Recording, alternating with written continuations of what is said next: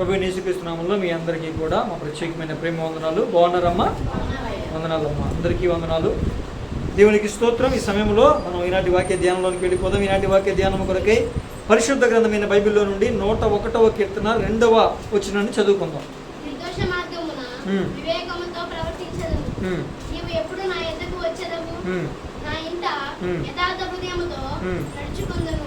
నా ఇంట యథార్థ హృదయముతో ఏం చేస్తానంటండి? నడుచుకుంటాను అంటున్నాడు. నా ఇంట అంటే ఇంట్లో.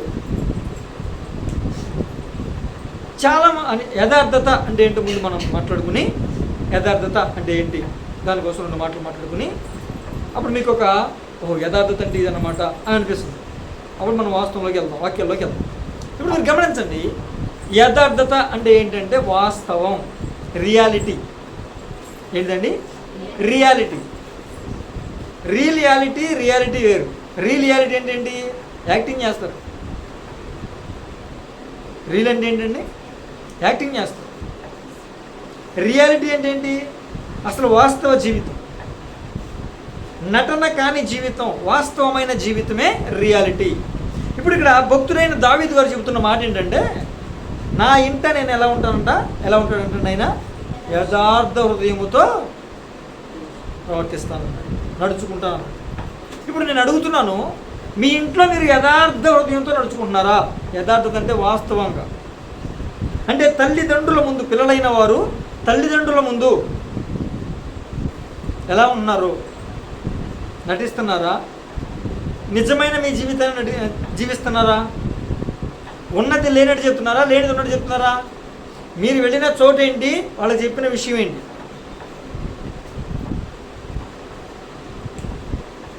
మీరు వెళ్ళి తిరిగి వచ్చిన ప్రదేశం ఏంటి? అసలు వాళ్ళకి చెప్పిన కారణం ఏంటి అనేది పిల్లలు మిమ్మల్ని మీరు ఒకసారి పరిశీలన చేసుకోవాలి. అలాగే తల్లిదండ్రులు కూడా నేను మీకు మాట్లాడుతున్నాను, మీరు మీ పిల్లలతో యథార్థంగా ప్రవర్తించగలుగుతున్నారా? మీరు మీ పిల్లలతో యథార్థంగా ప్రవర్తించగలుగుతున్నారా? తల్లిదండ్రులైన మీ అందరికీ కూడా నేను మాట్లాడుతున్నాను. యథార్థత అంటే వాస్తవం. పిల్లలు ఉన్నప్పుడు ఒకలాగా, పిల్లలు లేనప్పుడు ఒకలాగా, పిల్లలు చూస్తే ఒకలాగా, పిల్లలు చూడకపోతే ఒకలాగా.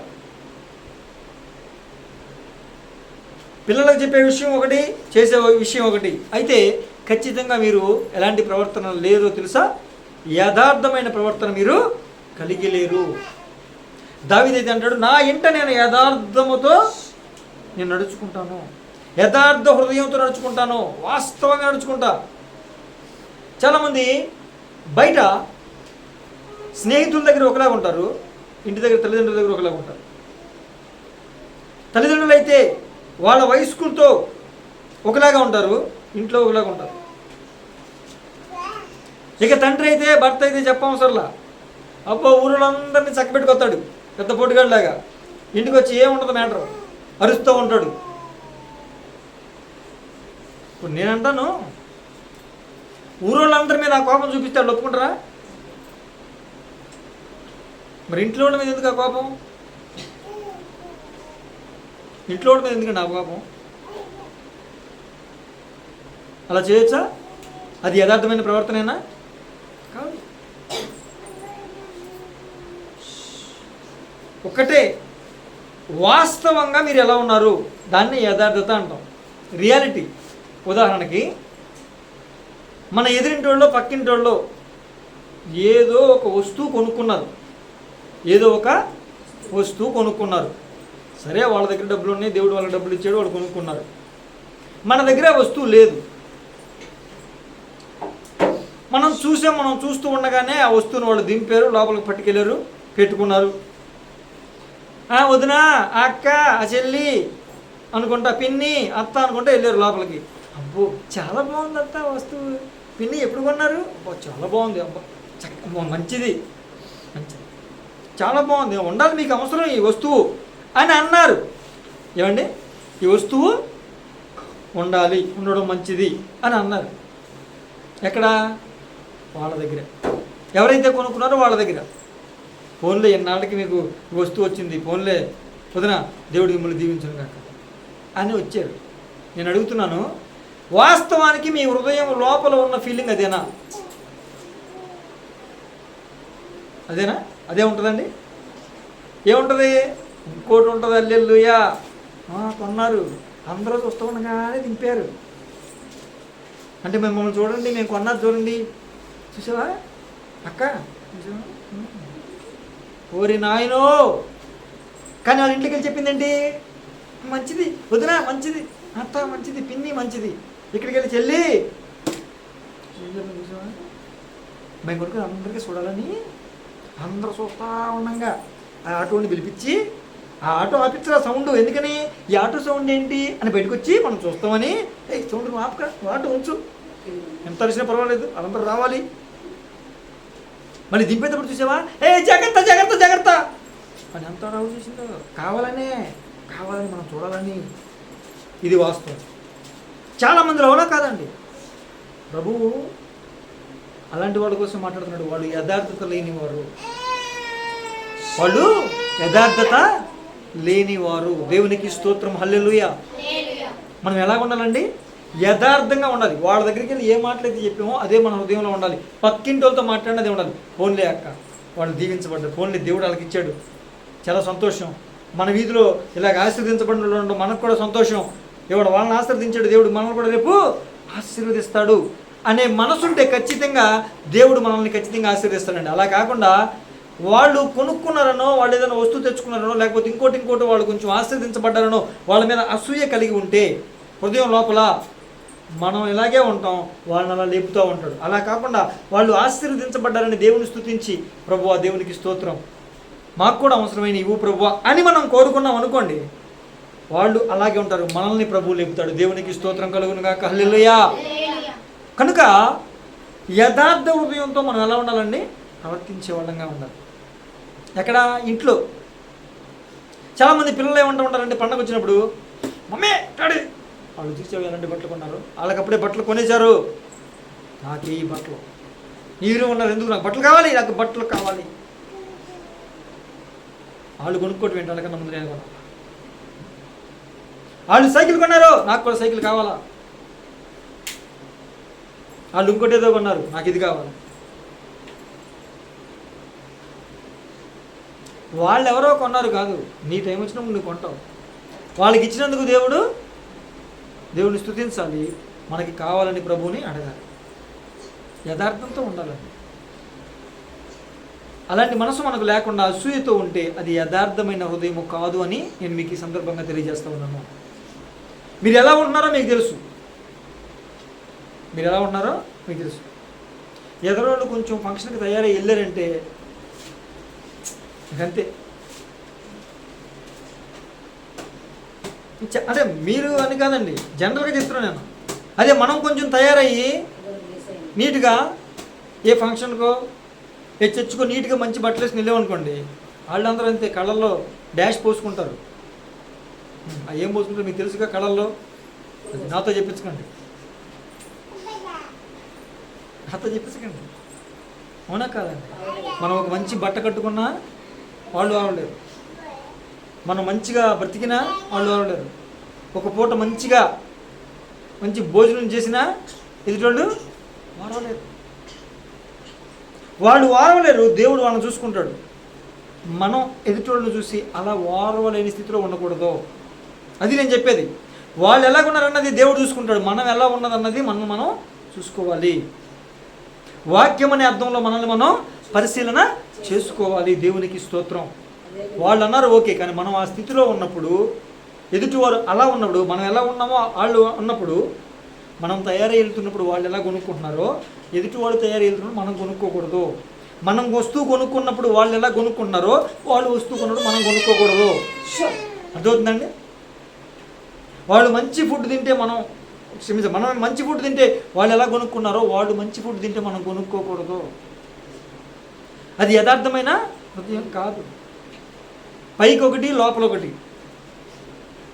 నువ్వు పైకి ఏది ఉన్నావో లోపల కూడా అలాగే ఉండాలి. దాన్ని యథార్థ హృదయం అంటారు. దేవునికి స్తోత్రం, హల్లెలూయా, హల్లెలూయా. నువ్వు ఇంట్లో ఉన్నప్పుడు ఎలా ఉన్నావో బయట ఉన్నప్పుడు కూడా అలాగే ఉంటున్నావా? నువ్వు ఒంటరిగా ఉన్నప్పుడు ఎలా ఉన్నావో నలుగురితో ఉన్నప్పుడు కూడా అలాగే ఉంటున్నావా?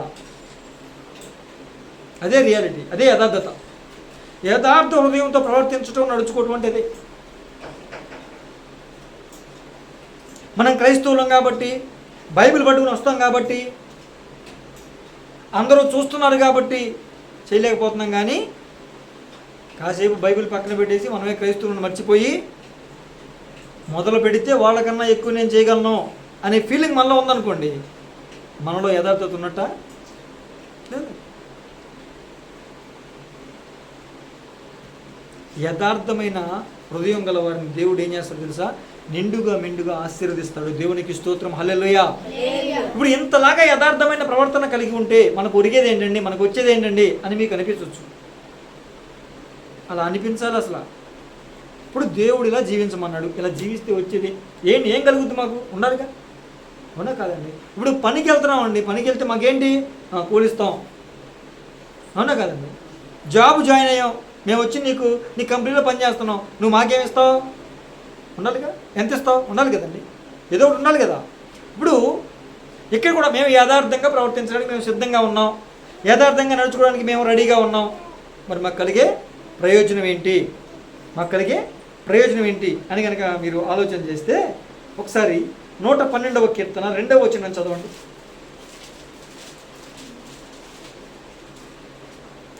112.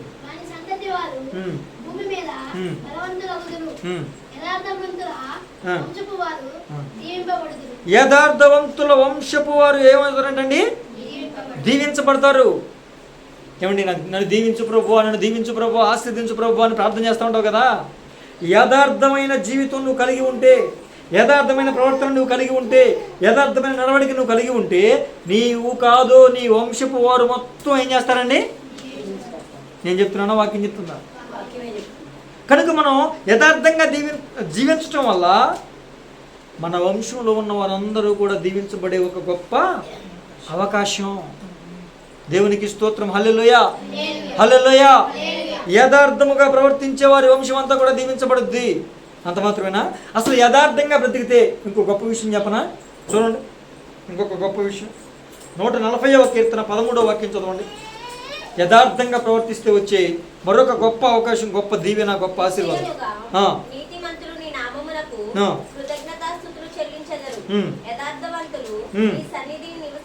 హల్లెలూయా.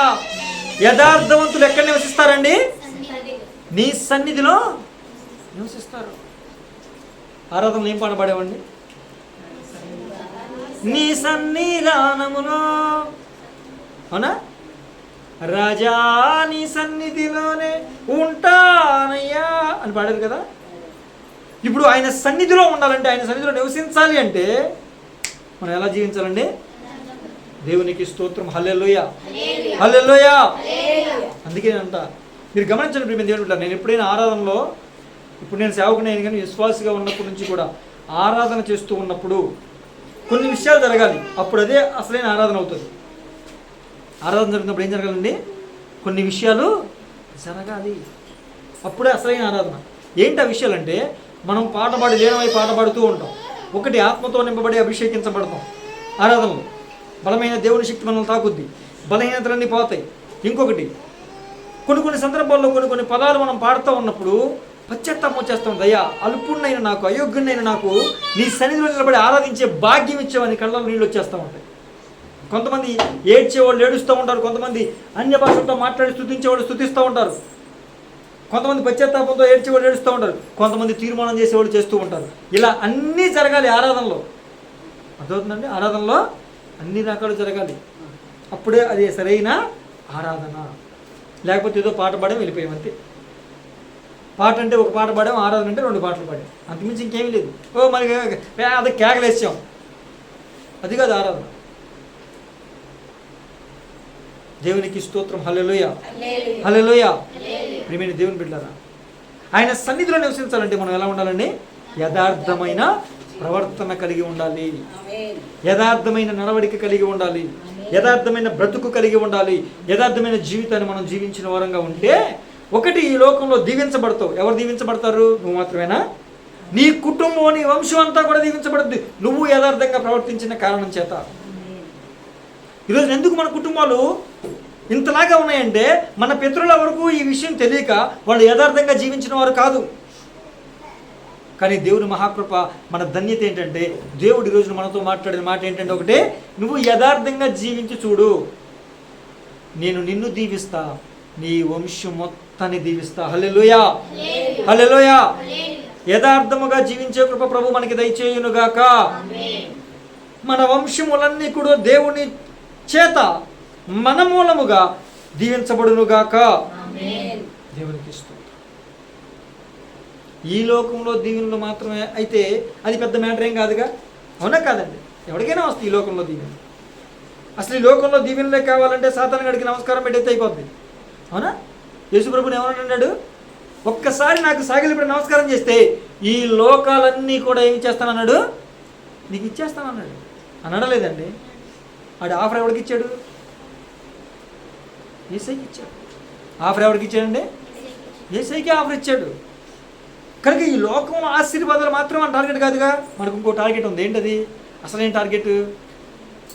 చనిపోతే ఎక్కడ ఉండాలండి? చెప్పాలి మీరు. చనిపోతే ఎక్కడ ఉండాలి? నోరు తెరవట్లేదండి అసలు మీరు. ఒకవేళ రాకడొస్తే చెప్పాలి, అది మన టార్గెట్. అందుకే అంటున్నాడు, యథార్థంగా ప్రవర్తిస్తే నువ్వు నీ వంశం అంతా ఆశీర్వదించబడతారు. యథార్థంగా నువ్వు ప్రవర్తించావు కనుక ఖచ్చితంగా నువ్వు రేపు పొద్దున ఎక్కడ ఉంటావు? నా సన్నిధిలో ఉంటావు అన్నాడు కదా. ఆయన సన్నిధి అంటే ఏది? ఇది కాదు ఆయన సన్నిధి, ఆయన దిగి వచ్చే సన్నిధి ఇది. ఎక్కడ ఇద్దరు ముగ్గురు ఆయన నామం పేరట్టు ఉంటారో అక్కడ దిగి వస్తాడు. కానీ ఆయన నిత్యం ఉండే సన్నిధి ఏది? అక్కడ స్థానం కోసం మనం ప్రయాసపడుతున్నాం కాబట్టి ఆ స్థానం కన్ఫర్మ్ అవ్వాలంటే, ఆ బెర్త్ మనకే మన పేరు మీద రాయాలంటే, మన పేరు మీద ఒక ఇల్లు ఉండాలంటే, ఈ లోకంలో ఇల్లున్నా లేకపోయినా పర్వాలా, ఈ లోకంలో ఇల్లున్నా లేకపోయినా పర్వాలా, అసలు బెర్త్ ఎక్కడ సంపాదించాలి? పరలోకంలో సంపాదించాలి. ఇప్పుడు మా ఇంటి ముందు రోడ్డు ఏ రోడ్డు అండి? Chips road. మిగతావన్నిటికీ సిమెంట్ రోడ్లు వేసారు. మరి ఈ రోడ్డు ఎందుకు వేసారు నాకు? చిప్స్ రోడ్డు, అవునా కదండి? దీని వెనక రోడ్డు మరీ దారుణంగా ఉంటుంది. అటు ఇల్లు లేవు కాబట్టి, ఎక్కువ ఇల్లు లేవు కాబట్టి. సరే, ఓకే వద్దారు. వాస్తవానికి చాలామంది ఎలా ఫీల్ అవుతారంటే, సిమెంట్ రోడ్డు ఏంటి మా ఇంటికి లేదు, సిమెంట్ రోడ్డు సిమెంట్ రోడ్డు అండి మా ఇంటిది, మా ఇంటి ముందు సిమెంట్ రోడ్డు ఉంది, మట్టి కాదు, గుంతలు కాదు అని గర్వంగా చెప్పుకుంటారు లేదండి? పొంగిపోతారు లేదండి? అమ్మ మీరు మేము వచ్చిన కొత్తలో ఏంటి గుంటల రోడ్డేగా, గుంటల రోడ్డే కదమ్మా, ఇప్పుడు సిమెంట్ రోడ్డు వేశారు. కానీ మీరు అప్పటికి ఉంది అని అడుగు. మీ రోడ్డు ఏం రోడ్డు? ఫస్ట్ నుంచి సిమెంట్ రోడ్డేనా? ఇందిరా కాలనీ రోడ్డు అమ్మా.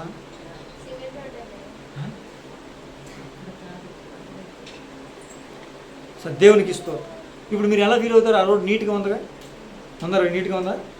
ఇప్పుడు మా ఇంటికి వెళ్ళే రోడ్డు నీట్గా ఉంది, ఎవరికైనా సంతోషమే కదండి. ఇప్పుడు ఒక ఇంటికి వెళ్ళేటప్పుడు సిమెంట్ రోడ్లో వెళ్తేనే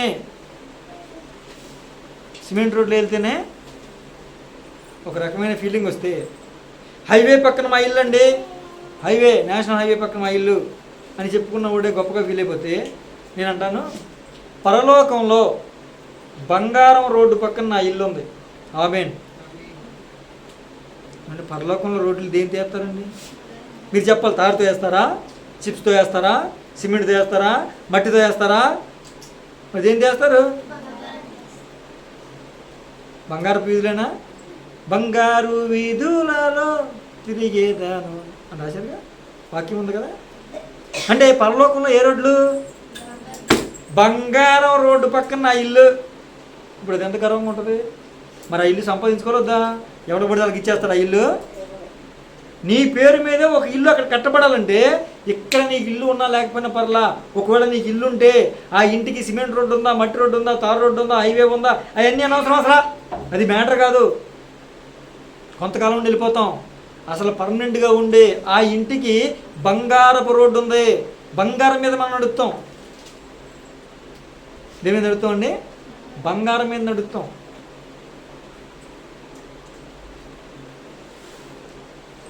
ఇప్పుడు మట్టిని తీసుకొచ్చి ఒక ఆరగారిని తీసుకొచ్చి చెవులు పెట్టుకుని నేను మెల్ల వేసుకుంటే గొలుసులాగా చెప్తున్నా, సరదాగా మామూలుగా చెప్తున్నా, నా ఫీలింగ్ చెప్తున్నా.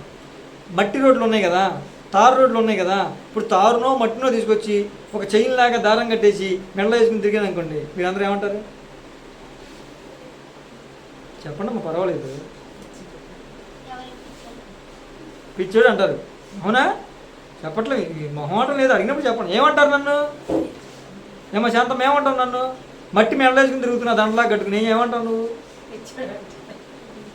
నా దృష్టిలో బంగారాలు మెడలో వేసుకుంటారు చూడండి, వాళ్ళు కూడా అంతే. ఎందుకంటే రేపొద్దున నా కాళ్ళ కింద ఏముంటుంది అక్కడ? నా కాళ్ళ కింద ఉండేది ఇప్పుడు మెడలో వేసుకుని తిరుగుతున్నారు, చెవులకి వేసుకుని తిరుగుతున్నారు, ఇంకెక్కడెక్కడ వేసుకుని తిరుగుతున్నారు అనేది నా ఫీలింగ్. అందుకే నాకు చిన్నప్పటి నుంచి బంగారం అంటే నాకు ఇష్టం ఉండదు. ఎందుకంటే అది నా కాలం, ఎప్పుడైతే ఆ వాక్యం నేను చదివానో, అరే నా కాళ్ళ దగ్గర ఉండేదాన్ని నేను మీద వేసుకోవడం ఏంటి అని అనిపించింది, అంతే. నీ తర్వాత నీ ఇష్టం, మిమ్మల్ని ఏమంటలేదు. వాక్యం అయితే సందర్భంలో అప్పుడు చెప్తా, కానీ ఇప్పుడు సందర్భం వచ్చింది కాబట్టి, వీధులు అనే సందర్భం వచ్చింది కాబట్టి చెప్తున్నా. నేను అంటున్నాను, ఆయన సన్నిధిలో నివసించాలంటే ఆ బంగారపు వీధిలో నడిచి, బంగారపు వీధి పక్కన, మా రోడ్డు ఏంటి తెలుసా? బంగారం రోడ్డు. నా ఇల్లు ఏంటి తెలుసా? మొత్తం బంగారంతో తయారు చేయబడింది. ఎవరి చేత తయారు చేయబడింది? ఓరి నాయన, సాక్షాత్తు యేసు ప్రభుతో తయారు చేయబడుతుంది. దేవునికి స్తోత్రం, హల్లెలూయా. మనము చేసే భక్తిని బట్టి ఒక్కొక్క రాయి పేరుస్తూ ఉంటాడు.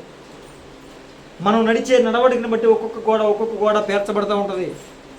మన భక్తి జీవితాన్ని బట్టే మన ఇల్లు ఉంటుంది. ఈ ఇంట్లో ఏముంటుంది? మంచి గోడ ఉండాలి, ఇదిగో ఇలా సీలింగ్ ఉండాలి, సీలింగ్ కూడా లోపల డిజైన్ ఉండాలి, దాని లోపల లైటింగ్ ఉండాలి, ఏవేవో కోరుకుంటాం కదా. కొన్ని తప్పేం కాదు, డబ్బులుండి చేసుకోండి, తప్పలేం కాదు, అని చెప్తున్నాను. అలాగక్కడ మన ఇంటికి కూడా మంచి సుందరంగా తయారవ్వాలి, డిజైనింగ్గా తయారవ్వాలంటే మనం చేసే భక్తిని బట్టి ఆయన డిజైన్స్ అని చేస్తాడు. దేవునికి స్తోత్రం, హల్లెలూయా.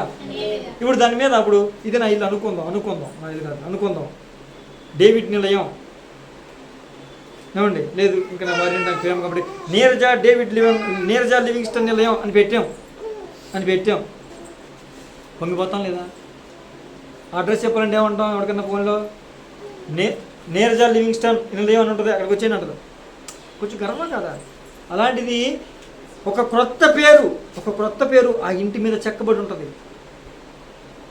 ఆయనే ఆ క్రొత్త పేరుతో మనల్ని పిలిచి, లేనా ఇక్కడ నుంచి నీ పేరు ఇది, నీ పేరు మీద ఉన్న ఇల్లు ఇది నీదే అని అంటాడు. దేవునికి స్తోత్రం, హల్లెలూయా, హల్లెలూయా. అలాగా ఆయన సన్నిధిలో, ఆయన పరలోక రాజ్యంలో మనకంటూ ఒక ఇల్లు సంపాదించుకుని ఆ ఇంట్లో ఆయనే నిర్మించిన ఇంటిలో మనం నివసించాలంటే ఇక్కడ ఏ ప్రవర్తన కలిగి ఉంటే ఆయన సన్నిధిలో ఉంటాం చెప్పాలి? యథార్థమైన ప్రవర్తన, యథార్థమైన నడవడిక కలిగి ఉంటే మనం ఆ రాజ్యంలో ప్రవేశిస్తాం. చాలామంది యథార్థత ఉండదండి, యథార్థత ఉండదు. చాలామంది పాస్టర్ గారు వందనాలండి అని ఎక్కడ వెనకెళ్ళి పాస్టర్ గారు పేద పోజు కొడతారండి. పాస్టర్ గారు అలాంటి మారిపోయాడు. పాస్టర్ గారు ముందు వందనాలు, వెనకాల వందనాలు, ముందు అయ్యా, వెనకాల పెద్ద గొయ్యి తీసేస్తూ ఉంటాడు ఒక్కొక్కడు. లేరు అలాంటి మీరు కాదండి, నేను చెప్తున్నాను. జనరల్గా అలా ఉంటారు లేదండి. దాన్ని యథార్థమైన జీవితం అంటారా? మళ్ళీ పైకి ఎవడో క్రైస్తవులు, అందులోని ఎవరో, అందులో ఇంకెవరండి? సంఘంలో పెద్దలు, విశ్వాసులు, సంఘంలో పెద్దలు, పేరుకు విశ్వాసులు, కానీ వాళ్ళు చేసే ప్రవర్తన అనేదండి యథార్థమైన ప్రవర్తన ఉండదు. అయ్యగారు వందనాలు అంటారు, వెనకాల వెళ్ళి అయ్యగారి కోసం నానా రకాలుగా మాడుకుంటూ ఉంటారు. అమ్మగారి వందనాలు అంటారు, అమ్మగారి కోసం వెనకాల మాట్లాడుకుంటూ ఉంటారు. అది యథార్థమైన ప్రవర్తన కాదు. ఒకవేళ అమ్మగారిలో అయ్యగారిలో లోపం ఉందా, వాళ్ళతో చెప్పగలిగే దమ్ము నీకుంటే వాళ్ళతో చెప్పాలి. అయ్యగారు మీలో కొంచెం కనబడుతుంది, నాకు నెగిటివ్గా అనిపించింది, మరి మీరు ఎలా అనుకుంటారో ఒకసారి ఆలోచన చేసుకోండి, పరిశీలన చేసుకోండి, నాకు అనిపించిందని మర్యాదపూర్వకంగా గౌరవప్రదంగా చెప్పాలి, ధైర్యం ఉంటే. లేకపోతే ఏం చేయాలి? నోరు మూసుకుని ప్రార్థన చేసి, ప్రభువా మా దైవజనుడిదిగో ఈ విధంగా చిన్న తప్పులో పొరపాటులో కొంచెం అతిశయంగా గర్వంగా మాట్లాడుతున్నాడు, లేకపోతే మా దైవజనురాలు కొంచెం మాతో సరిగ్గా ప్రవర్తించట్లా, కనుక ఒకసారి నువ్వు దర్శించయ్యా, వాళ్ళకి చెప్పయ్యా. నేను వాళ్ళకి చెప్పే స్థాయి కదా, నువ్వు ఎక్కడ ఏడవాలి? ఎవరు చెప్పాలి? దేవుడి సన్నిధిలో చెప్పాలి. అయితే వాళ్ళకి చెప్పాలి. ఆ ధైర్యం లేకపోతే ఏం చేయాలి? ఈ రెండు చేయకుండా ఏం చేస్తారు? వాళ్ళతో వీళ్ళతో చెప్తూ ఉంటారు, అలాగా ఇలాగా. అది తప్పు, అది యథార్థమైన జీవితం కాదు. దేవునికి స్తోత్రం, హల్లెలూయా, హల్లెలూయా. ఇంట్లో నువ్వు ఏం చెప్పి బయటికి వెళ్తున్నావో ఆ పని మీదే వెళ్ళాలి. ఇంట్లో చెప్పింది ఒకటి, బయట చేసేది ఒకటి. ఇంట్లో చెప్పే పని వేరు, బయట చేసే పని వేరు. ఇంట్లో చెప్పే స్థలం వేరు, బయట వెళ్ళే స్థలం వేరు. అది ఎవరైనా అది యథార్థత. నా ఇంట యథార్థ హృదయంతో నేను నడుచుకుంటాను అని దావీదు గారు చెప్తున్నారు. మీరు ఇక నుంచి అయినా ఒకవేళ తెలుసో తెలియకో యథార్థత లేకుండా జీవించి ఉండొచ్చేమో. ఇప్పుడు మళ్ళీ చెప్తున్నాను, యథార్థ హృదయంతో మీరు ప్రవర్తించవలసిన వారై ఉన్నారు. దేవునికి స్తోత్రం. హల్లెలూయా, హల్లెలూయా. ఇంకొక వాక్యం చదివిపెట్టున్నాను. 112వ కీర్తన 4వ వచనం చదవండి. 112వ కీర్తన 4వ వచనం. చీకటిలో వెలుగు పుట్టును, వారు కటాక్షమును వాత్సల్యతను నీతియు గలవారు. దేవునికి స్తోత్రం. యథార్థవంతులకు ఏం కలుగుద్దంటండి? చీకటిలో హల్లెలూయా. అంటే దాని అర్థం ఏంటి? కరెంట్ పోయినప్పుడు టార్చ్ లైట్ వేసుకోవచ్చు, కరెంట్ పోయినప్పుడు సెల్ ఫోన్ లైట్ వేసుకోవచ్చు, అంతేనా? చీకటిలో వెలుగు అంటే దాని అర్థం ఏంటి? చీకటి అంటే ఏంటండి? ఆధ్యాత్మిక భాషలో, వాక్య భాషలో చీకటి అంటే ఏంటి? బాధలు, శ్రమలు, కష్టాలు, నిందలు, అవమానాలు. అవునా? గాఢాంధకారపు చీకటిలో నేను సంచరించినను నీవు నాకు తోడుగా ఉంటావు అని 23వ కీర్తనలో ఇదే దావీదు గారు అన్నాడుగా. అంటే గాఢాంధకారపులో ఏంటంటే మహాభయంకరమైన శ్రమ అనుభవాలు కూడా నేను వెళుతున్నప్పుడు కూడా నీవు నాకు తోడుగా ఉన్నావు ప్రభువా, కాబట్టి అది నాకు చీకటిగా ఉండనే ఉండదు. గాఢాంధకారపు లోయలో నేను సంచరించినను ఏ అపాయము నాకు. కారణం ఏంటి? నేను ఉన్నది గాఢాంధకారపు లోయ, కానీ నీ వెలుగు నాతో ఉంది. దేవునికి స్తోత్రం. హల్లెలూయా. ఆయన వెలుగు అంటే ఏంటి? ఆయన సన్నిధి, ఆయన ప్రసన్నత, ఆయన తోడు, ఆయన నడిపింపు, ఏమండి, ఆయన సహాయం. అసలు ఆయనే మనతో ఉంటేది చీకటైనా. ఒక భక్తుడు అంటారు, యేసయ్య నరకంలో ఉంటే నేను నరకానికి వెళ్తాను, యేసయ్య పరలోకంలో ఉంటే నేను పరలోకానికి వెళ్తాను. యేసయ్య పరలోకంలో లేకుండా నరకంలో ఉన్నాడు అనుకోండి, నేను పరలోకంలో ఉన్నా నాకు పరలోకం నరకమే అనిపిస్తుంది. ఎందుకంటే అక్కడ యేసయ్య లేడు కాబట్టి. ఒకవేళ యేసయ్య నరకంలో ఉన్నాడు అనుకోండి, అది నరకం అన్న పేరుందే కానీ అక్కడ యేసయ్య ఉన్నాడు కాబట్టి నరక యాతనలు ఉండవు అంటాడు. అలాగే భయంకరమైన శ్రమలు, శోధనలు, అనుభవాలు కూడా మనం వెళుతున్నా మనతో యేసయ్య ఉంటే ఆ బాధలు, ఆ శ్రమలు, ఆ ఇరుకు ఇబ్బందులన్నీ కూడా ఏమాత్రం కూడా మనకి శ్రమల్లాగా, బాధల్లాగా అనిపించవు. దేవునికి స్తోత్రం. హల్లెలూయా, హల్లెలూయా. అర్థవుతుందండి? యథార్థంగా ప్రవర్తించే వాళ్ళకంట చీకటి వెలుగుగా మారిపోతుందంట. నీ బాధ సంతోషంగా మార్చబడాలా, నీ దుఃఖం నాట్యంగా మార్చబడాలా, నీ కన్నీరు ఉల్లాసంగా మార్చబడాలంటే నువ్వు ఎలాంటి ప్రవర్తన కలిగి ఉండాలండి?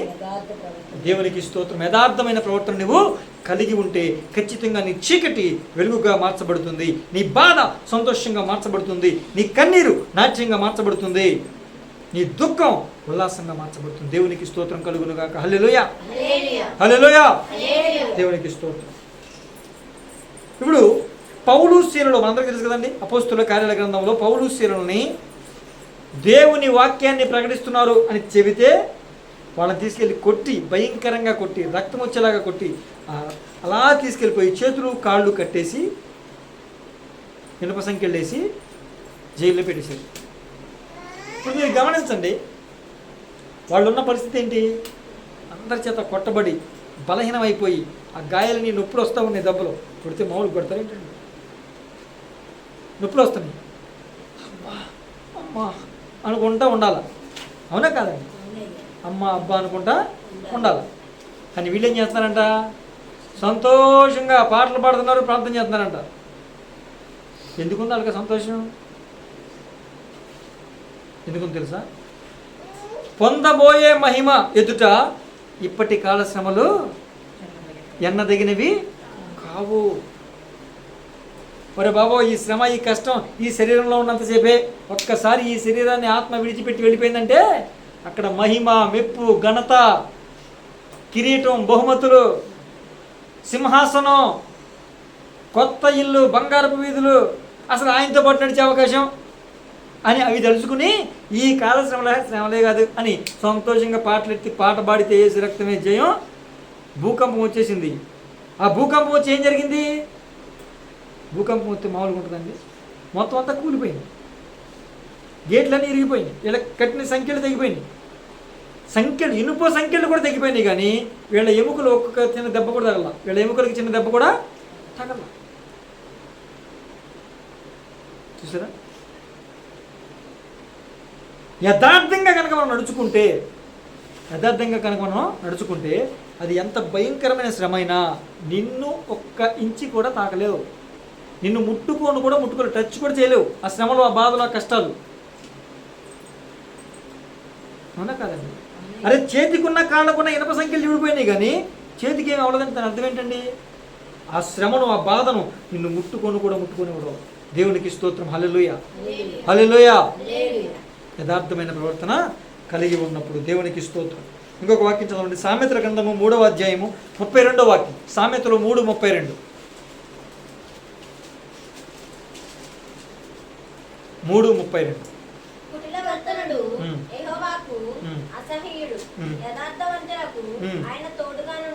హల్లెలూయా. ఎవరికి తోడుగా ఉంటాడండి? యథార్థవంతులకు ఆయన తోడుగా ఉంటాడు. ఇప్పుడు యోసేపు నేను యథార్థవంతుడు అంట, మీరేమంటారు? యథార్థవంతుడేనా? యథార్థత అంటే ఏమని చెప్పుకున్నాం? మనుషులు ఉన్నా లేకపోయినా, ఒంటరిగా ఉన్నా నలుగురిలో ఉన్నా ఒకేలాంటి ప్రవర్తన కలిగి ఉంటారు. ఇప్పుడు యోసేపు గారిని ఎందుకు నీ యథార్థవంతుడు అని అంటున్నాను? చాలా రోజులుగా ఆ పాపిష్టి మనిషి చాలాసార్లు ప్రయత్నం చేసి చాలాసార్లు అడిగిందండి పాపం చేద్దామని. బైబిల్లో ఉన్నమాట నేను పలుమార్లు ప్రయత్నం చేసింది. అయితే అప్పుడు ఇంట్లో చాలామంది పనులు ఉండేవాళ్ళు అంట. అక్కడ రాయబడిన మాట చెప్తున్నా. చాలామంది పనులు ఉన్నప్పుడు ఇక బలవంతం చేయడానికి కుదరలా, జస్ట్ మాట్లాడడమే జరిగింది. మనోడు మాటలు లొంగట్లా. ఒకనొక దినం వచ్చింది, ఇక ఇంట్లో ఎవరో లేదు పని మనుషులు, ఒక యోసేపు ఒక్కడే ఉన్నాడు. ఇదే విక్రయ అనుకూల సమయం అనుకుని వచ్చేసింది, వచ్చి బలవంతం చేసింది. ఎవరో లేరు, నీవు నేనే ఉన్నాము అని అంటే, అరే మొన్నటిదాకా నేను మాట్లాడినప్పుడు స్పందించలేదు అంటే వాళ్ళందరూ ఉన్నారు కాబట్టి మొహమాట పడ్డాడేమో అని అనుకుని ఉండొచ్చు. నలుగురు ఉన్నప్పుడు, 10 మంది ఉన్నప్పుడు, అనేకులు ఉన్నప్పుడు ఏ విధంగా యోసేపు ప్రవర్తించాడో, ఒక్కడే ఒంటరిగా ఉన్నప్పుడు కూడా యోసేపు అదే ప్రవర్తన కలిగి చూపించాడు. దేవునికి స్తోత్రం. హల్లెలూయా. యథార్థంగా ప్రవర్తించాడండి. అరే మనుషులు చూస్తున్నారని కాదు ఆ రోజు నేను భయపడింది, దేవుని కన్నులు నన్ను చూస్తే నేను భయపడ్డాను. ఆ రోజైనా ఈ రోజైనా, నలుగురిలో ఉన్నప్పుడైనా ఒంటరిగా ఉన్నప్పుడైనా దేవుని కన్నులు నన్ను చూస్తున్నాయి. అందుకే అక్కడ రాయబడిన మాట, యెహోవా యోసేపుకు తోడుగా ఉన్నందున. పోతీఫర్ ఇంట్లో అందరికన్నా పైస్తాము. యెహోవా యోసేపుకు తోడుగా ఉన్నందున జైలుకి వెళ్ళిన జైలు అధికారి, జైల్లో ఉన్న ఖైదీలందరినీ యోసేపు చేతికి అప్పగించి మనోడిని లీడర్గా పెట్టాడు. దేవునికి స్తోత్రం. యెహోవా యోసేపుకు తోడుగా ఉన్నందున ఫరో తర్వాత ఫరోలాగా మారిపోయాడు. దేవునికి స్తోత్రం. హల్లెలూయా. ఇప్పుడు ఇక్కడ రాయబడిన మాట ఏంటంటే, యథార్థముగా ప్రవర్తించే వాడికి దేవుడు తోడుగా ఉంటాడు. ఎవరికి తోడుగా ఉంటాడు దేవుడు? యథార్థమైన హృదయం కలిగిన వారికి దేవుడు తోడుగా ఉంటాడు. ఆయన తోడుగా ఉంటే జరిగే కార్యాలేంటి? బీభత్సం. మామూలుగానే జరగవు అసలు. ఏమండి, అప్పటి వరకు తన జీవితంలో దేవుడు తోడుగానే ఉన్నాడు. గోతులు వేసినప్పుడు తోడుగా ఉన్నాడు, అమ్మేసినప్పుడు తోడుగా ఉన్నాడు, బానిసగా కొనుక్కుని పోతీఫర్ తీసుకెళ్ళినప్పుడు తోడుగానే ఉన్నాడు, ఆ పోతీఫర్ ఇంట్లో పనిచేస్తున్నప్పుడు తోడుగానే ఉన్నాడు, జైల్లో పెట్టినప్పుడు తోడుగానే ఉన్నాడు. కానీ ఫరో రాజు ఎదుటికి వెళ్ళేంత వరకు కూడా దేవుడు తోడుగా ఉన్నాడా? రోజు తోడుగా ఉన్నాడా లేదండి? కానీ ఆ క్షణం వరకు కూడా యోసేపు ఎలా ఉంది? బానిసే. అందరికన్నా పనివాళ్ళ కన్నా పైవాడిగా ఉన్న బానిసే. జైలు అధికారి అందరి ఖైదీల అందరి లిస్టు బాధ్యత అంతా అతనికి అప్పచెప్పిన ఖైదీయే. ఇక నేను బ్రతికి బయటపడతా, ఈ బానిసత్వంలో నుంచి బయటపడి నేను నా స్వదేశానికి వెళతా అనే ఆశ ఉందా? మీరు చెప్పాలి. ఆశ ఉందా? అనుకుని ఉంటాడా? ఒక్కసారి బానిసగా ఆ దేశానికి కొనుక్కోబడిన తర్వాత మరలా వాడిని విడిచిపెడతారండి? ఎప్పుడు ఊహించలా. ఆ కష్టపడుతూనే, బాధపడుతూనే, వేదన చెందుతూనే యథార్థంగా ప్రవర్తించాడు. ఆ యథార్థతని ప్రభువారు చూశారు. ఆ యథార్థతను ఏం చేశారండి? ప్రభువారు చూశారు. ఆ యథార్థతను చూసి ఆయన యోసేపుకు తోడుగా ఉన్నాడు. యోసేపుకు యేసయ్య తోడుగా ఉన్న కారణం చేత ప్రపంచానికి అన్నం పెట్టే అన్నదాత స్థానంలోకి ప్రభువారు యోసేపుని నిలబెట్టారు. దేవునికి స్తోత్రం. ఈ రోజున నీ స్థితి కొంచెమే కావచ్చు, లేకపోతే ఈ రోజు నీ స్థితి భయంకరమైన శ్రమల పాలై అసలు ఈ స్థితిలో నుంచి బయటకు వస్తామో లేదో అనుకునేలాగా నువ్వు ఉండొచ్చు. ఏంటి నా పరిస్థితి ఇలాగైపోయింది? ఒకవేళ నువ్వు యథార్థంగా ప్రవర్తిస్తున్నావు, యథార్థంగా నడుచుకుంటున్నావు, ఎక్కడ అన్యాయ అక్రమాలు చేయలా, నలుగురిలో ఎలా ఉన్నావో ఒంటరిగా ఉన్నప్పుడు కూడా అలాగే ఉంటున్నావు, 10 మందిలో ఎలా ఉన్నావో ఒంటరిగా ఉన్నప్పుడు కూడా అలాగే ఉంటున్నావు, కుటుంబంలో ఎలా ఉన్నావో బయట కూడా అలాగే ఉన్నావు, నువ్వు యథార్థంగానే బ్రతుకుతున్నావు. అయితే నువ్వు యథార్థంగా బ్రతుకుతుంటే ఏంటి నా జీవితం ఇంకా మారట్లా, ఏంటి నా జీవితంలో ఇంకా కార్యాలు నేను పొందుకోలేకపోతున్నాను, ఏంటి నా జీవితం ఇంకా ఇలానే ఉంది మారతలేదు అని నువ్వు అనుకుంటున్నావేమో. యోసేపు కూడా అలాగే అనుకుని ఉండొచ్చు. కానీ ఒకానొక సమయం సందర్భం వచ్చింది, ఆయన నిర్ణయ కాలం వచ్చింది. రాజుకే కల వచ్చేలాగా చేశాడు. దాని అర్థం రాజ్యంలో ఎవరికి తెలియకుండా చేశాడు. ఫలానా ఓడైతే చెప్పగలడు, అతను దేవదూతల ఆత్మ కలిగిన వాడు, అతనైతే కథ చెప్పేస్తారండి అని తెలిసేలాగా చేశాడు. ఖైదీలో ఉన్నవాడిని వెంటనే రాజభవనానికి పిలిచారు, కటింగ్ చేయించారు, స్నానం చేయించారు, కొత్త బట్టలు వేశారు. ఖైదీలాగా తీసుకెళ్ళిపోతుందండి అక్కడ రాయబడిన మాట. స్నానం చేయించారంట, కటింగ్ చేయించారంట, బట్టలు కొత్త వేసారంట, తీసుకెళ్ళి రాజు ముందు నుంచి పెట్టారు. రాజుకు కథ చెప్పాడు. ఒక్క దెబ్బకి ఏమైపోయాడండి? పేరుకు మాత్రమే నేను రాజుని, మొత్తం అంతా నీదే, నా ఇంట్లో కూడా నిన్ను అడిగే ఏదైనా చేయాలి, రైట్స్ అని నీకే అని చెప్పాడు. దేవునికి స్తోత్రం. హల్లెలూయా. రేపొద్దున నీ స్థితి కూడా అలాగే కాబోతుంది. యథార్థంగా జీవించావు, యథార్థంగా నడుచుకుంటున్నావు, యథార్థంగా ప్రవర్తిస్తున్నావు, ఇంకా నీ స్థితిలో మార్పు లేదు. ఇంకా శ్రమలుగానే ఉన్నాయి, కొంచెం కష్టాలుగానే ఉన్నాయి, కొంచెం ఇరుకు ఇబ్బందులుగానే ఉన్నాయి, బాధలుగానే ఉన్నాయి. నువ్వు దిగులు పడాల్సిన అవసరం లేదు, బాధపడాల్సిన అవసరం లేదు. ఖచ్చితంగా దేవుడు నీకు తోడుగా ఉన్నాడు. నిన్ను ఖచ్చితంగా ఏం చేస్తాడండి? పైకి లేవనెత్తుతాడు, అందరికన్నా పైవారిగా ఉంచుతాడు, అందరికన్నా తలగా నిలబెడతాడు. ఇప్పుడు నీ స్థితి ఇలాగా ఉందేమో, ఎదుటి వాళ్ళ దగ్గర చేయి చాపే స్థితిలో ఉందేమో, ఇలా చేయబోతున్నాడు. హల్లెలూయా, హల్లెలూయా. దేవునికి అసాధ్యమైంది ఏమన్నా ఉందా? నువ్వు నమ్మితే ఖచ్చితంగా కార్యం జరుగుద్ది. యథార్థంగా జీవిస్తే ఆయన నీకు తోడుగా ఉంటాడు. తోడుగా ఉంటే యోసేపుకు చేసిన దేవుడు మనకి కూడా చేస్తాడు. యోసేపుకు చేసిన దేవుడు నాకు చేస్తాడు అని అనండి. యోసేపుకు చేసిన దేవుడు మళ్ళా యోసేపుకు చేసిన దేవుడు ఎందుకు తెలుసా? ఆయన నిన్న నేడు నిరంతరం ఒకటే రీతిగా ఉన్నవాడు. ఆ రోజు ఏదో చేశాను రా, ఈరోజు చేయను అనేవాడు కాదు మన దేవుడు. మనం యథార్థంగా జీవిద్దాం, ఆయన కార్యాలు పొందుకుందాం. దేవునికి స్తోత్రం. హల్లెలూయా, హల్లెలూయా. ఇంకొక వాక్యం చదవండి, సామెతలు 14:11 చదవండి.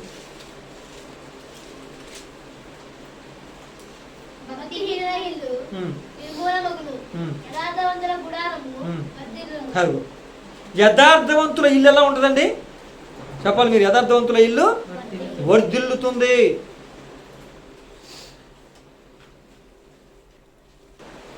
యథార్థవంతుల ఇల్లు ఎలా ఉంటుందండి? వర్ధిల్లుతుంది. ఇప్పుడు యోబు ఉన్నాడండి. యోబు ఎవరండి? మామూలు మనిషి కాదు. తూర్పు దేశంలోనే సంపన్నుడు. మొదటి భాగంలోనే ఉంది. తూర్పు దేశంలోనే సంపన్నుడు యోబు. అలాంటి యోబుకి ఒకేసారి 10 మంది పిల్లలు చచ్చిపోయారు. ఒకేసారి 1 గంటలో మొత్తం జరిగిందండి విషయం. మొత్తం ఒంటె చచ్చిపోయినాయి, గాడిద చచ్చిపోయినాయి, ఎద్దులు చచ్చిపోయినాయి. ఏమండి? పంట మొత్తం నాశనం అయిపోయింది. అసలు ఏమీ లేదు. ఒక్కసారిగా మొత్తం కొలాప్స్ అయిపోయింది, జీరో అయిపోయింది ఒక్కసారిగా. అరే సంపద పోతే మళ్ళీ సంపాదించుకోవచ్చు. 10 మంది పిల్లల్లో ఒక్కడు కూడా మిగల, మొత్తం చచ్చిపోయారు. ఇప్పుడు యోబు యథార్థవంతుడు అని ఎందుకన్నానంటే, ఎందుకు అతని ఇల్లు అంతలాగా దీవించబడిందంటే అతను యథార్థ ప్రవర్తన కలిగి ఉన్నాడు కాబట్టి. ఎప్పుడు యథార్థత చూపించాడు? శ్రమ కలిగినా, బాధ కలిగినా, ఇరుకు వచ్చినా, ఇబ్బంది వచ్చినా యథార్థంగా నడుచుకున్నాడు లేదండి. దేవుడు తనని ఆశీర్వదించినప్పుడు ఏ యథార్థత కలిగి ఉన్నాడో, దేవుడు తన యుద్ధ నుంచి ఆశీర్వాదాలు తీసేసినప్పుడు కూడా అదే యథార్థత కలిగి ఉన్నాడు. దేవునికి స్తోత్రం. హల్లెలూయా. తన భార్య వచ్చి ఏమంటుందండి? తన భార్య వచ్చి ఏమంటుంది? నీ పరిస్థితి నేను చూడలేకపోతున్నానయ్యా. కట్టుకున్న భర్తని ఆ భయంకరమైన పొక్కుల్లో చిల్ల పెంకుతో గీక్కుంటే ఎలా చూస్తారండి? అయ్యా నేను చూడలేకపోతున్నాను, దేవుని దూషించి చచ్చిపో. దేవుని దూషించి ఏం చేయాలంటండి? చచ్చిపోమంటే అప్పుడు వెంటనే ఆయనేమన్నాడు? వచ్చిందానా? ఇప్పుడు ఇలా మాట్లాడావా? మూర్ఖురాలు మాట్లాడినట్టు మాట్లాడుతున్నావు ఏంటి అంటే ఏంటి? ఇంతకు ముందు ఎప్పుడు అలా మూర్ఖంగా మాట్లాడలా. దేవుడిని దూషించేయి, దేవుడిని విడిచిపెట్టే, చచ్చిపోవని అనలా. కానీ ఈరోజు అంటుంది. అందుకే ఆయన అంటాడు, మూర్ఖురాలు మాట్లాడినట్టుగా మాట్లాడతావేంటి? దేవుడు మనకు అన్ని ఆశీర్వదిస్తేనే ఆయన స్తుతిస్తామా? మనం అన్నీ కోల్పోయినప్పుడు, దేవుడు మనకు కష్టాలు పెట్టినప్పుడు మనం ఆయన్ని స్తుతించమా? అందుకే సంతోషంలోనైనా శ్రమలోనైనా మనం ఎలా ఉండాలండి? ఆయన్ని స్తుతించే వాళ్ళంగా ఉండాలి. అది యథార్థమైన జీవితం. ఆశీర్వాదాలు వస్తున్నప్పుడు హల్లెలూయా దేవునికి స్తోత్రం, నువ్వేంటి? ఎవడైనా స్తుతిస్తాడు. దీవెనలు వస్తున్నప్పుడు ఎవడైనా స్తుతిస్తాడు. కష్టాలు వస్తున్నప్పుడు కూడా ప్రభువా నీకు స్తోత్రం అని అంటే అది మాసిదోనియా సంఘం అని ఉంది. ఆ మాసిదోనియా సంఘం గురించి కొరింథీ సంఘానికి రాస్తూ పౌలు గారు అంటాడు, అరే బాబు, వాళ్ళకి శ్రమలు అధికమవుతున్న కొలది వాళ్ళ ఆనందం కూడా ఎక్కువైపోయింది అంటాడు. అందుకే ఆ మాసిదోనియా సంఘం గురించి అప్పటికే ఆత్మచేత నింపబడి ఆత్మవరాలని పొందుకుని ఆత్మవరాలు ఆపరేట్ చేస్తున్నటువంటి ఒక ఆత్మ కలిగిన సంఘమైన కొరింథీ సంఘానికి మీకు మాసిదోనియా సంఘం గురించి తెలియాల్సిన అవసరం ఉంది అని చెబుతూ మాసిదోనియా సంఘం కోసం చెప్తాడు. వాళ్ళు బహుశ్రమలలో వాళ్ళు ఎక్కువగా ఆనందించారంటాడు. అంటే శ్రమ పెరుగుతున్న కొలది వాళ్ళంట వాళ్ళ ఆనందం ఎలా ఉందంట? తగ్గలేదంట. వాళ్ళ ఆనందం కూడా పెరుగుతూ వచ్చిందంట. అది యథార్థమైన ఆరాధన, అది యథార్థమైనటువంటి భక్తి. యథార్థంగా ప్రవర్తిస్తే మన కుటుంబం, మన ఇల్లు కూడా వర్ధిల్లుతుంది. దేవునికి స్తోత్రం. హల్లెలూయా, హల్లెలూయా. బిడ్డలారా, ఇంకొక వాక్యం చదువుకుందాం. సామెతలు 21:29 చదవండి. సామెతలు 21:29. భక్తిహీనుడు తన ముఖమును మార్చుకొనును, యథార్థవంతుడు తన ప్రవర్తనను చక్కపరచుకొనును. చూడండి, యోబు కోసం ఒక మాట చెప్తా, మర్చిపోయాను. అందుకే యోబు 2 అంతలుగా పొందుకున్నాడు. ఎందుకని? యథార్థమైనటువంటి ప్రవర్తన కలిగి ఉన్నాడు, భక్తి చేశాడు. కాబట్టి యోబు కోల్పోయిన దానికన్నా 2 అంతలు పొందుకున్నాడు. అతని కుటుంబం వర్ధిల్లింది, దీవించబడింది. దేవునికి స్తోత్రం. హల్లెలూయా. ఇప్పుడు ఇక్కడ చదువుకున్న వాక్యం ఏంటి? యథార్థవంతుడైతే తన ప్రవర్తన ఏం చేస్తాడంటండి? యథార్థవంతుడైతే తన ప్రవర్తన ఏం చేస్తాడు? చక్కపరుచుకుంటాడు. సౌలు ఉన్నాడు. సౌలా నువ్వు ఈ పని చేసేవి ఎందుకు అంటే ఏమని చెప్పాడు? ఏదో ఒక కారణం. మీరు రావడం లేట్ ఏందండి, అందుకని ఈ పని చేసేసా. నాకు కాదు, నీ దేవునికి బలి ఇవ్వడానికి ఆయన తెచ్చేసా. సౌలు తప్పు చేసిన ప్రతిసారి ఏదో ఒక సాకు చెప్పేవాడు, ఒప్పుకునేవాడు కాదు. కానీ దావీదైతే అలా కాదు. దావీదైతే అలా కాదండి. నాతాను ప్రవక్త వచ్చాడు, బాబు ఇలా సంగతి అన్నాడు. అవునా, అది శిక్షించాల్సిందే అన్నాడు. ఆయన ఎవడో కదా నువ్వే అన్నాడు. అని వెంటనే నన్ను ఇప్పుడు ఏం చేయమంటావు? నాకు రాదు, దేవుని అడుగు. తప్పు చేసిన ప్రతిసారి దేవునికి పశ్చాత్తాపంతో ప్రార్థన చేసేవాడు ఎవరో? అందుకే దావీదు యథార్థవంతుడు అని నేను చెప్తున్నా. ఎందుకని ఇక్కడ వాక్యం ఏం చదివామండి? యథార్థవంతుడు తన ప్రవర్తనను చక్కపరుచుకుంటాడు. అరే నువ్వు తప్పు చేస్తున్నావు అంటే దాన్ని సరిదిద్దుకోవాలి. కానీ నేనే చేస్తానా, ఇంకెవరు చేయట్లేదా, నేను ఒక్కడే కనపడ్డానా, ఇంకెవరు కనపడతలేదా అంటే దాని అర్థం ఏంటి? సరిదిద్దుకునే సరి చేసుకునే ఆ బుద్ధి మనకి లేదు. అంటే యథార్థమైన ప్రవర్తన మనం కలిగి లేము. కనుక యథార్థంగా ప్రవర్తించే వాళ్ళంగా మనం ఉండాలి. దేవునికి స్తోత్రం. హల్లెలూయా, హల్లెలూయా. కనుక నా ఇంట యథార్థ హృదయంతో నేను నడుచుకుంటాను అని భక్తుడైన దావీదు గారు ప్రార్థన చేస్తున్నాడు. ఆ యథార్థత అంటే ఏంటి, యథార్థంగా ఉంటే వచ్చే ఆశీర్వాదాలు ఏంటి అనే విషయాలు మనం చూసాం. కనుక ఇప్పటికైనా యథార్థంగా జీవించి మనము మన కుటుంబాలు ఆశీర్వదించబడినట్లుగా ప్రవర్తిద్దామా? అట్టి కృప ప్రభు మనకి దయచేయునుగాక. ప్రార్థన చేసుకుందాం బిడ్డ.